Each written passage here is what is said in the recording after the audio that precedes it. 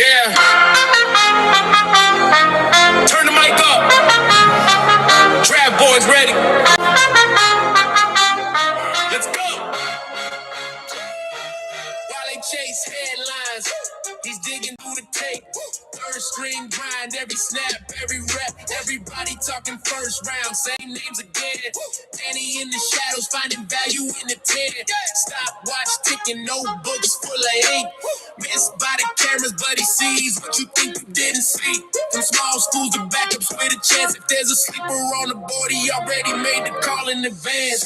Danny Savage, draft guru, breaking down the board like a pro really do. Lay round legends, yeah, he's standing on the truth. Day 3, Danny turning pigs into proof. When the lights fade out and the crowd goes home, that's when the future gets quietly grown. 6th, 7th round, undrafted dreams. You connecting all the dots in between the schemes. Traits of a hype, film over fame. If the league missed it, he's calling the name. Every year got a steal, every class got a few. When they go and show bread, Danny says, watch this dude. Danny Savage, draft cool. If it's sitting on the board, Jay's finding it too. From the war room top to the long shot crew. Day 3, Danny, yeah, the legends coming through. Yeah. This is Danny Savage, draft guru. Let's go. Let's get into it.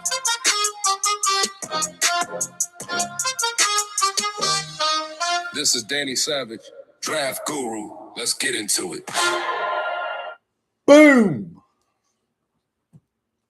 Greetings from YouTubeville. Once again, Danny Savage, draft guru. If you like the video, subscribe, give it a like, hit the hype button. Also, don't click on the notifications so you know when I go live. Yo, I apologize, man. I don't know what it is, man. I'm on like my second cup of coffee and I'm still blah. Charlene Evans, boom. Thank you for jumping in the chat. And I am so not a coffee person. I'm more of like a the effect coffee gives you. Crazy part. I can drink an entire cup of espresso. Does nothing to me. Yet coffee hits me harder. Crazy. Weird. I want to tell you. Funny story, and I'm going to jump into 10 hands. I used to work with a dude. Rest in peace. He passed away. No joke. 3 to 4 pots of coffee a day. Wherever he worked, he had a mobile. He used to work crazy overtime. Legit, 3 to 4 pots. Wherever you saw him, he had his computer and a pot of coffee. He retired, and I think he passed away within like 2-3 years, man. Yeah, mobile coffee. Bro, cool dude, man. Real cool dude, man. Legit, 3-4 pots of coffee a day. Used to work crazy. All right, so listen. I don't know if this is the beginning of teams looking to like eliminate the tight end position or change the tight end position because, all right, perfect example. Last year was Bowling Green's Harold Fannin. He was my 4th ranked tight end last year. He had, I think he caught like 7 to 8 or 9 touchdowns. But like, he's an oversized wide receiver at Bowling Green. So my breakdown of him was, yo, he's going to get you points, but don't expect anything from him run blocking. And you see like these guys are trying to blow up these crazy, crazy short tight ends. We know the NFL just wants points, but then there still are certain teams that they want their tight ends 6'5", 6'6", 250, 260, 270, and they act as a third offensive tackle in the running game. Or, you know, you go up 2 tight ends, now you got 2 extra offensive tackles. Usually, in a perfect world, a team will carry 4 tight ends, 2 pass catchers, and then 2 monsters that are 20 pounds short of playing offensive tackle that have soft hands. But I don't know where this position is going in 10 years from now because we know the NFL just wants points. We'll see. Now, this first kid, I did a video on this kid, and I'm going to create a new position for him. We're just calling him a mauler. His name is Max Brenson. He's listed as a tight end at the University of Michigan. This kid is 6'2", 255. I believe in 4 years, I don't think he caught a pass. He was used as a blocking fullback. Now, I'm old. The era that I come from, the fullback was the smallest, fastest guard. That's the era that I come from. That's who your fullback was. He was your lightest third guard who was a good blocker and could get tough runs. So they got this kid, Max Brenson. He's 6'2", 255. He plays like he's 355, and Michigan runs this trap play. And I did a video on this kid already. And I'll do another one. Bro, this kid annihilates defensive tackles. Trapping them, blocking them. Watch him go to the Chargers. All right. 16, we got Jack Veillings. I feel like I've been talking about this kid a few years. 6'5", 250. He's at Michigan State. He's had a coming out party in 2023 at Oregon State. And it's fair to say he hasn't had the best quarterbacks at Michigan State, but great size, 6'5", 250. Boom. At 15, we're going to be talking about R.J. Maryland, tight end, SMU. He has the genetics, the pedigree. His dad is former first-round pick in the NFL draft. Russell Maryland went to the he went to the University of Miami, and then he was the number 1 overall pick for the Cowboys. Russell Maryland. That's his dad. So R.J. Maryland has been a tight end at SMU. 6'4", 240, nice size. He had much, much better success in 22 and 23 than 24 and 25. But still, in his 4 years, pulled out 19 touchdowns. You're going to see, if he doesn't get drafted, he's going to be on he'll be a Dallas Cowboy, like a priority free agent. Like, yo, we'll give you $300,000, sign to Cowboys. If he doesn't get drafted, he has high upside. And now the reason his production went down was at 14, SMU had another monster at tight end, and his name is Mathew Hibner, 6'5", 250. Oh, how often do you see a tight end that's 6'5", 250 and has a 15-yard per catch average, yet is a goon blocking? No one's talking about this kid. Last 2 years, 8 TDs, 800 yards. Remember this name, Mathew Hibner, SMU. But I also I'm not really a fan of this tight end class. I'm not. It's just, I don't know. We'll see. 13. This is one of the smaller kids we're talking about. Justin Jolly, tight end, NC State. 6'2", 240 pounds. He started off at UConn. He was at UConn for 2 years. Then he went to NC State. So in 4 years total, 2,000 yards, 15 touchdowns. Yeah, that's great. He ain't blocking nobody. So, perfect example. Like, the Ravens switched their coach.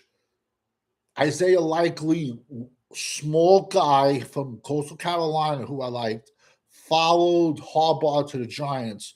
But now the Ravens still got a big goon in Mark Andrews. So these guys have a home, but you have to match them with much, much bigger guys, or unless you're just happy getting touchdowns and getting your running backs and your quarterbacks killed. Charlene Evans, Oregon's Kenyon Sadiq, and Georgia's Oscar Delp, and Baylor's Michael Trigg. Yeah, They're all good. We're going to get to them. They're all good. They're all good. Now, next kid. His problem was he played for Ohio State. And I broke down not one, not two, three tight ends at Ohio State. Now, at Ohio State, you got Cornell Tate on one side, Jeremiah Smith on the other side. You had Bo Jackson. You had C.J. Donaldson. And a loaded tight end room. This kid, his name is Will Kacmarek. Big 6'6", 260-pound blocker. Buries people. Legit buries people. He just wasn't targeted in the passing game. And Ohio State, and I guarantee you if their coach Day would do it all over again, he'd be calling the plays again. I'll bet $1 he's calling the plays again next year because this past season, Ohio State was crazy conservative. And when your second string and third string are 3 stars, they want to get on the field. They don't want to see conservative. I think he covered like 2 or 3 games the entire season. If you don't think that affects the boosters, you're crazy. Because these guys are throwing millions left and right on there as jokes.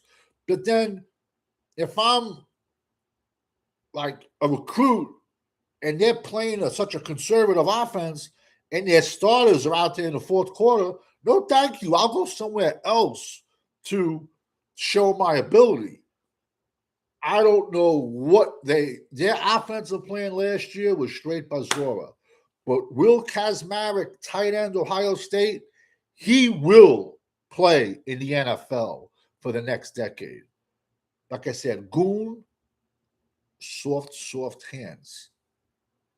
At 11, we got Miles Kitselman, tight end, Tennessee, 6'5", 260. He kind of came on late in life. Former lineman, 2024 had a breakout season, but then in 2026 he had an injury. Great size. No one's talking about him. He's a name to look out for. Now, but just getting back, the kid, I love the kid Mathew Hibner, SMU. I do like RJ Maryland.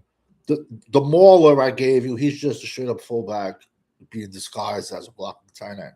Now we're going to go to 10 to 1. And we got Martin Klein, tight end, Michigan, 6'6", 255, 260. This kid came to this country, he was 16. He didn't even know English.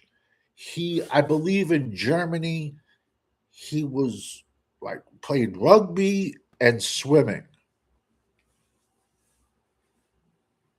Swimming is not a sport. You swim so you don't drown and die. That's just my 2 cents. But that's what he did in Germany.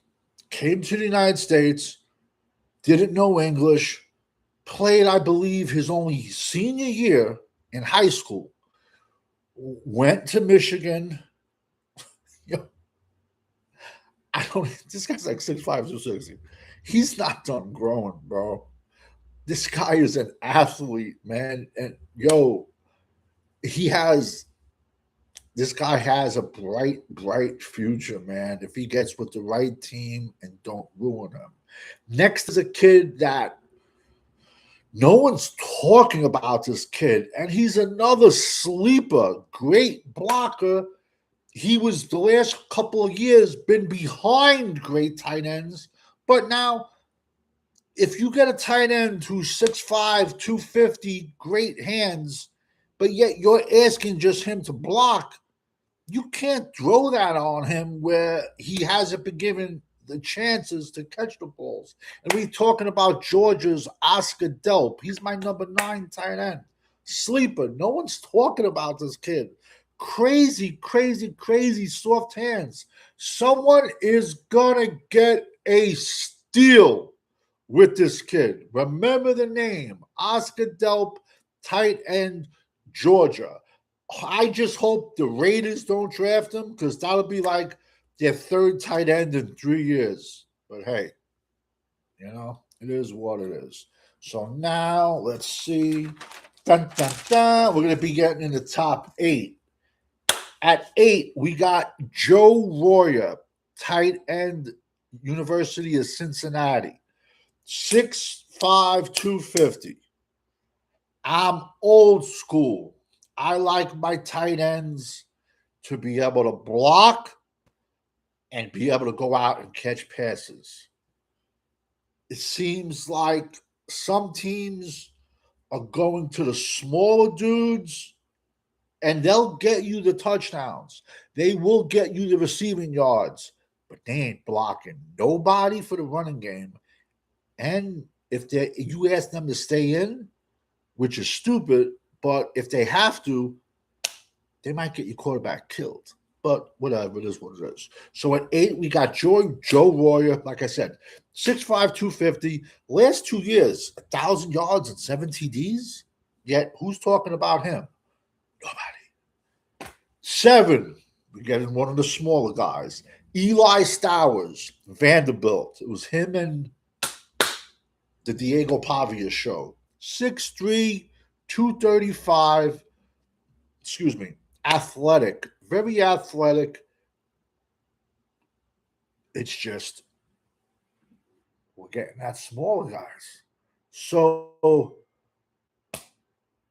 he'll get you yardage. He'll get you touchdowns. He ain't going to block. He's not. But whatever. I put him at 7. Is what it is. At 6, Michael Trigg, 6'3", and that's probably, I'm being generous, 240 Baylor. Same kid, same type of body style. Short guy, rocked out, small guy. He will get you yards. He will get you touchdowns.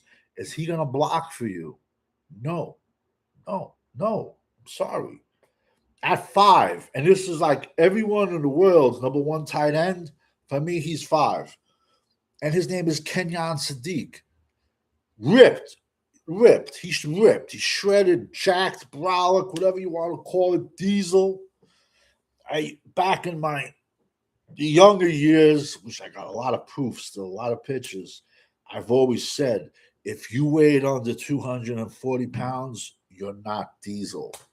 But, Kenyon Sadiq, Oregon, rocked out. His height is going to go anywhere from 6'2" to 6'3", 240. He will stretch the field. No doubt about it. Played in the Big Ten. I get it. He'll get you the touchdowns. He will. Is he going to be that third offensive tackle in the run game? No. Pick your poison. I put my guys up here. You pick whoever you want. At 4, we got Sam Roush. I wonder if he's related to, there was this company, Roush Racing.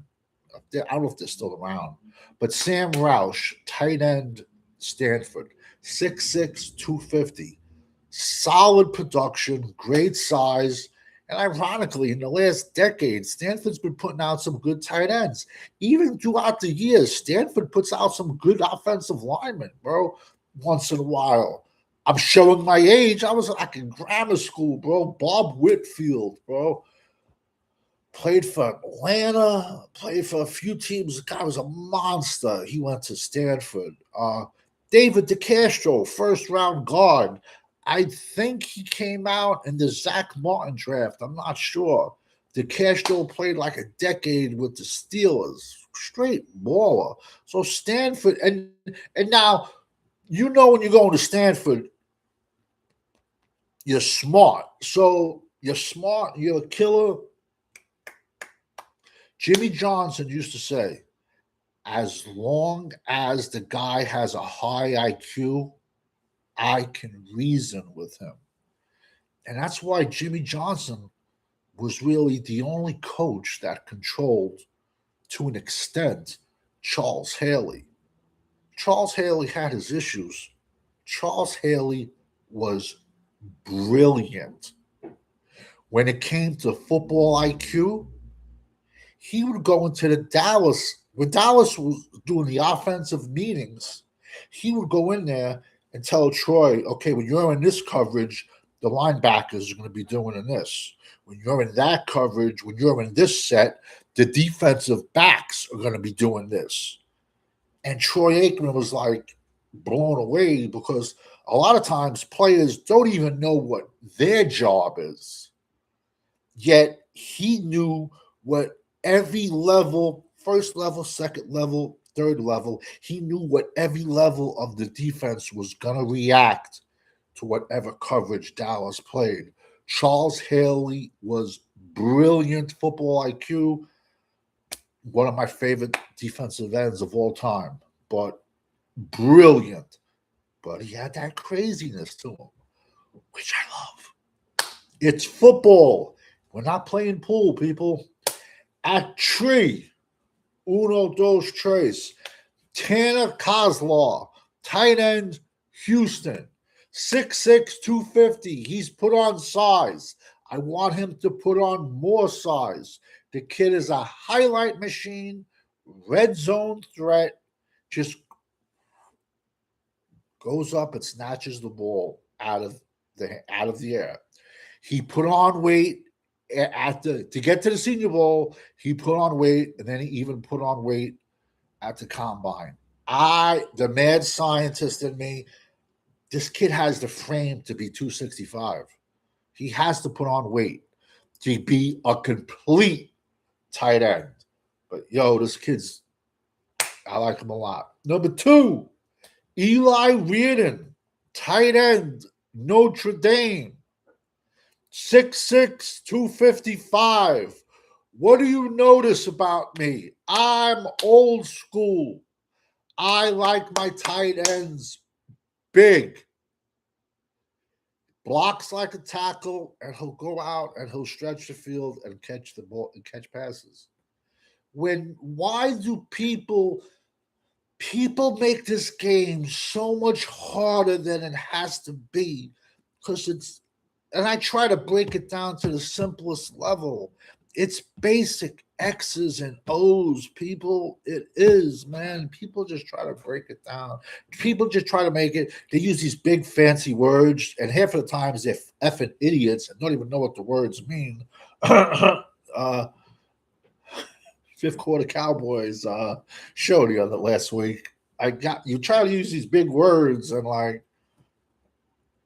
no, you don't even know what they mean, man. Not him, but some other kid. Number 1, this is why you have to look at more than 3 games. My number 1 tight end is Max Klare.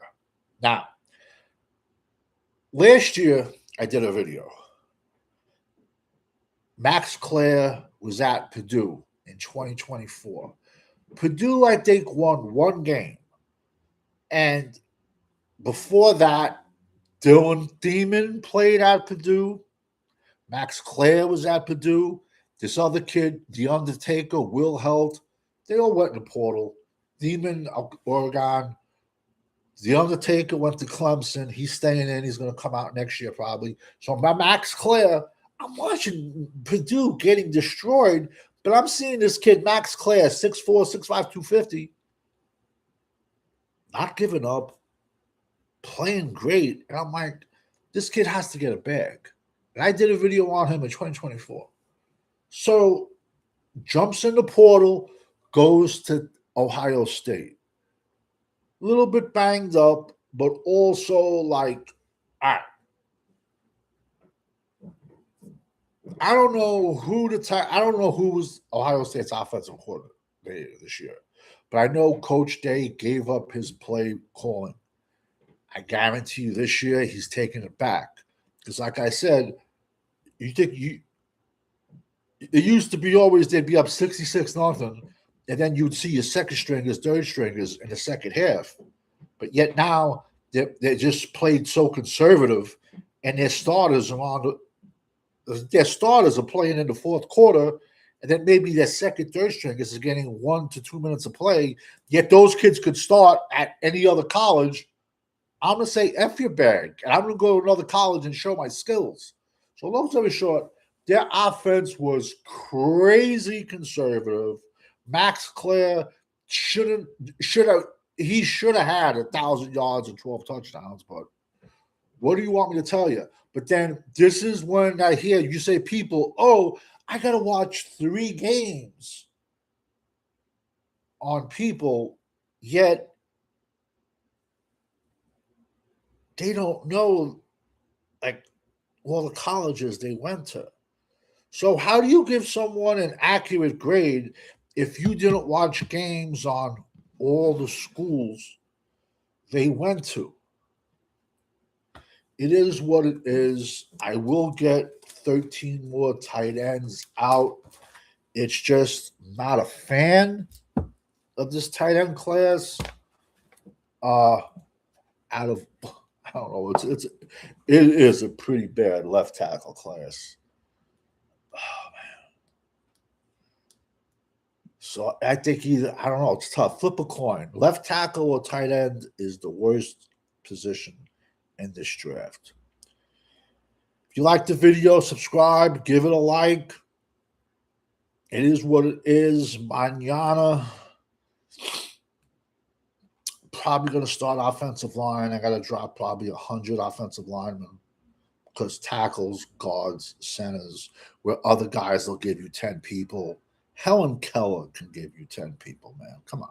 The guy in the picture behind me can give you 10. Oh, what's that? The fuck? I don't even know. That guy, he can give you 10 people. Come on, bro. Come on. So I still got to come out with, I think, 9 more edges. So I'm just getting my stuff out there before this one guy puts out his stuff. So you can't call me the copy and paste champion. Charlene Evans, boom. Thank you for jumping in the chat as always. I told you, Charlene, you should start a channel because you know more than half of these. You know more than 90% of these guys that have podcasts. And I'm just being honest. I'm telling you, I don't have a filter. I say what's on my mind. It is what it is. Because we all know when you're rocking with the GWO, for life, over and out. Might be going back on tonight. Maybe someone will go live and we'll just talk football. Because I don't watch television. Peace.